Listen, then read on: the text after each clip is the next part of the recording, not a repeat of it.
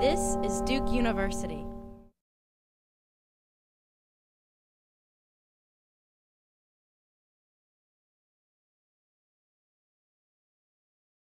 Please take a few moments to think about the following two questions.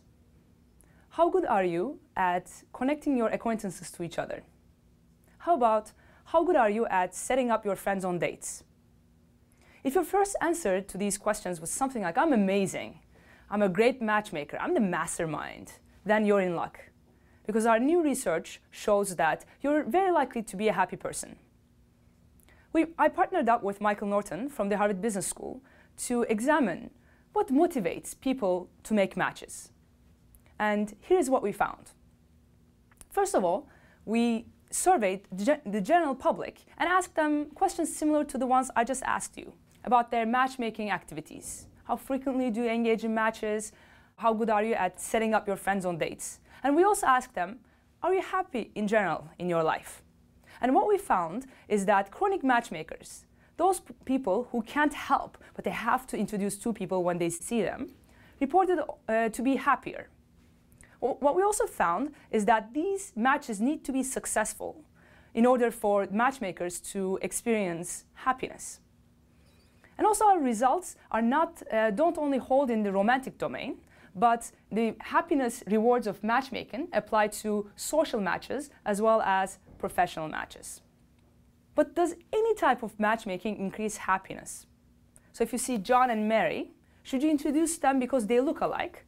Or is there more magic? Is there different magic to matchmaking?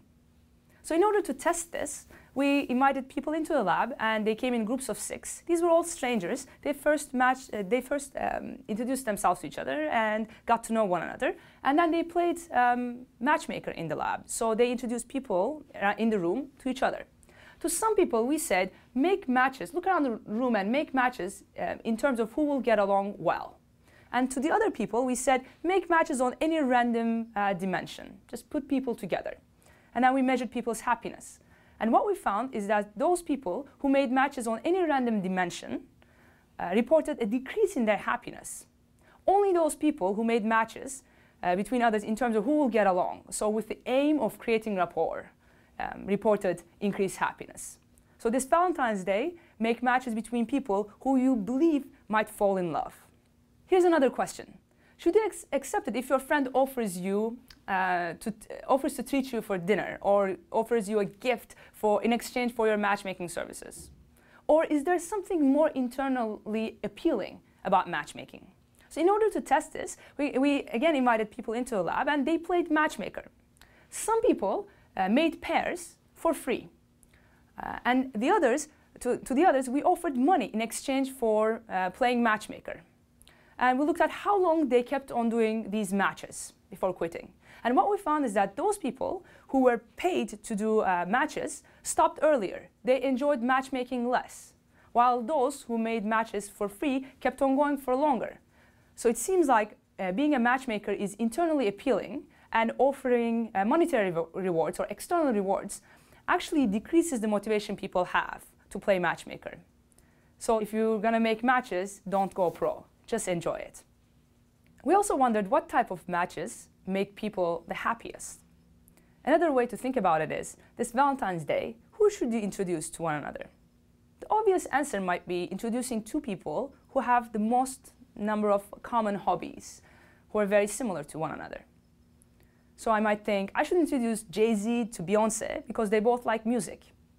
However, what we found in our studies is that rather than making obvious matches, which will provide you happiness benefits, try to introduce two people who might otherwise not meet. So if you weren't involved, they have a lower likelihood of meeting each other. Because what we find is that those types of unlikely or improbable matches provide the highest happiness benefits. Rather than trying to introduce your two banker friends to each other, change it up a bit and try to introduce your banker friend to your artsy cousin. For next steps, we're wondering about the costliness of matchmaking. For instance, if you make a match and it goes horribly wrong, do you still keep on trying to be a matchmaker? But until then, Valentine's Day is right around the corner, and you have some matchmaking to do. And now you know, not only will your friends be happier, but as a matchmaker, you will be happy yourself.